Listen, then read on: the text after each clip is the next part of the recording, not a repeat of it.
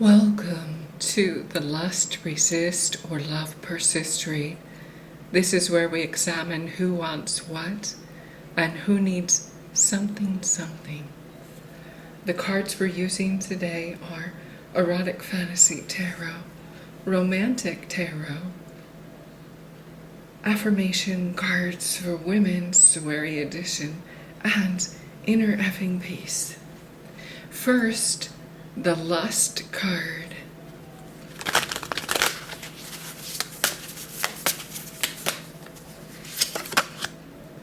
We have Six of Cups. I'm getting a little bit of a pleasure vibe here. Someone likes to feel their way through life, feeling good, having a lot of experiences that are comforting, make them happy, a very soothing person. Second card, the Love card.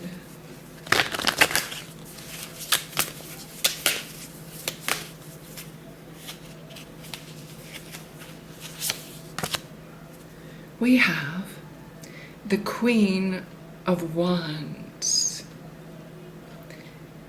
The Queen of Wands on this card is a little bit over the hill. They're dressed to the hilt, and it's out of place. They're staring up into space. I'm kind of getting like two women here are opposites, or there's a feeling of one woman being kind of wild, sassy, and free, and then the second woman is dreaming about the first woman as someone who they would either like to be or they would like to be with. Oh my goodness. This is a bit of a fantasy. I don't really see psychically that these two people are connected. I feel like one person is a bit of an exhibitionist and does some sort of happiness everyday kind of thing, and the second person is a little bit miserable and lives through the first person vicariously. They may have developed a bit of a crush or single white female fetish for the first person. Let's hope this fantasy doesn't go dark. Let's see where the story arcs. I'm going to use the tiny universal weight tarot to see if there are any sparkles of attraction or repulsion here. In the past, we have the Queen of Pentacles in reverse. This is someone who might be down on their luck financially. They are not responsible. They may overspend or have had a big, huge demand on their finances they just couldn't keep up with. In the present, we have a balancing, though.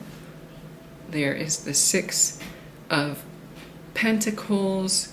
This is making sure it's reciprocal, trying to get some energy back. If you put energy in, you're trying to have something come back at you, anything, even if it's negative sometimes. And in the future, we have the Ace of Cups in reverse and the Knight of Wands. That's a combo package here. A little bit of a 1-2 reality punch. There's no love present in this equation, and someone will speak up about it.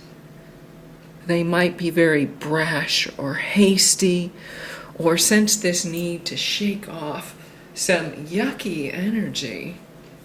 What I see here is some type of female crush that will never be in reality. Well, let's find out some more. What about this first person here? Well, we have the Ten of Cups in reverse. This is about their world tumbling down. The first person may have gone through very rough times. They may have found out that no one really cared about them, and they had to kind of be in it for themselves. And we have, as the second card, the Page of Swords. People really said horrible things, and as a result, this first person really doesn't put their energy out there or extend themselves to any kind of social engagements, or they don't seek attention. They may be a bit of a loner. They may have learned to just be happy in their own world and kind of give up on including other people at all. The second person, well, they have to keep their temper in check, because we have the Strength card here. They may have to work at something really hard to stay above board. They've had tough times too, and they've had to weather through them. We have the King of Cups in reverse. There is an explosive quality. They may lash out as a person. And the Lover's card, they just want to be with someone. They want to be in a relationship. They need to connect. This Lovers is, if they could choose, they would want to be side by side with someone together forever. And you notice there's a bit of a clash here. The first person has had bad experiences by horrible people, and they want to be left alone. They're very content in their own little world. Whereas the second person, they put on a brave face. They have a little bit of a toxic, angry undertone, and they really need people. They may have a bit of a dependency or a want to be intimate a lot with the Lover's card. Let's see if there's any energy between the two. First card, we have the Empress. Well, one of them is willing to be receptive. Like, one of them shows the higher way. One of them is, a bit of a all-round vibe. The Ace of Pentacles. This is not a relationship about having opportunities or exchanging of funds, because this Ace of Pentacles is in reverse. Someone can't be bought. I'll call it that. They're very independent with this Nine of Pentacles.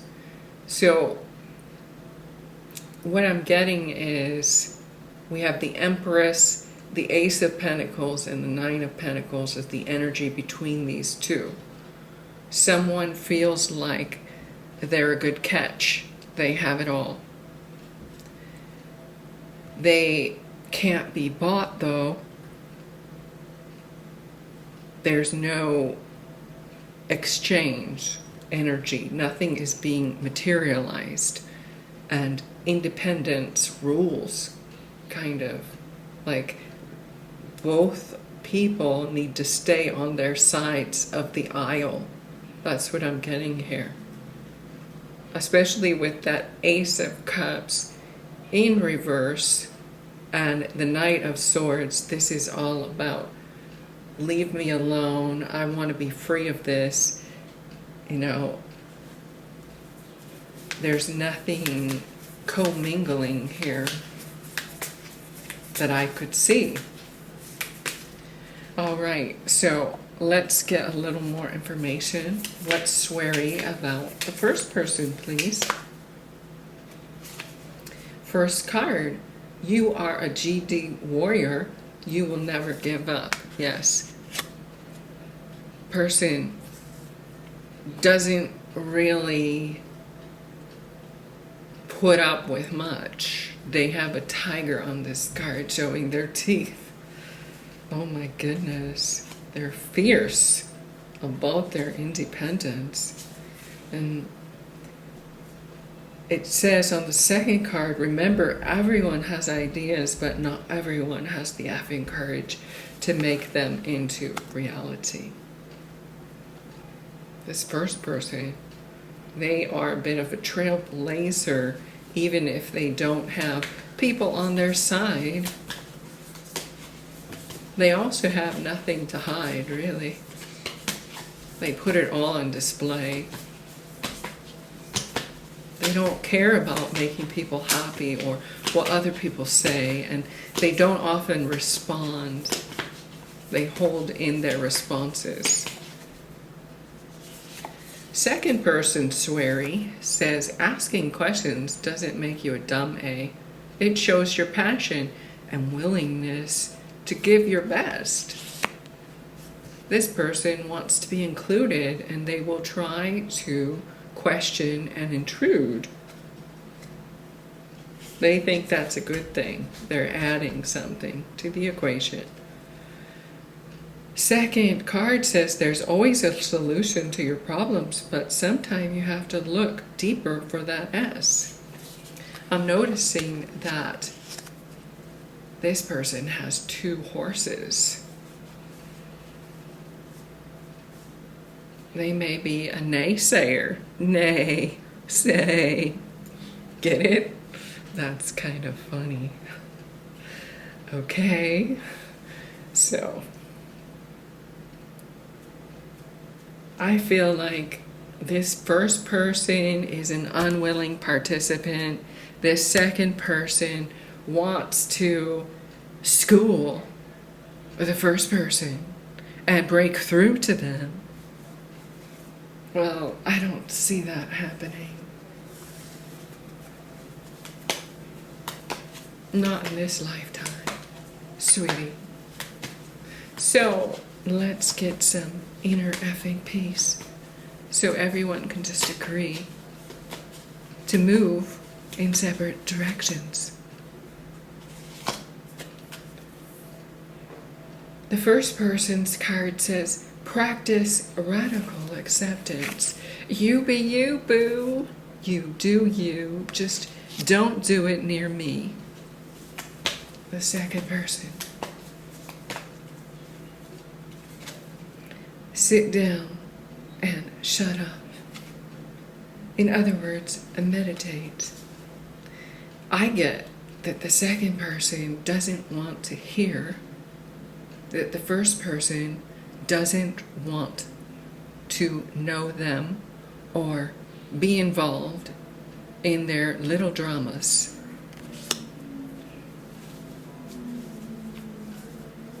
That's what I'm getting. Well, the first person feels free. They don't want to get dumped on. And the second person is flabbergasted because everybody should want to know about them and their life and what's going on with them. They're so important. I'm just getting this really mismatch, kind of catty, kind of frustration.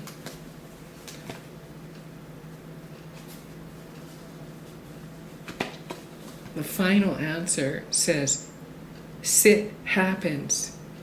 Let sit happen to you. There may have been mention of this person, you just need to sit down. You're too much. Especially when you talk about all those flowers.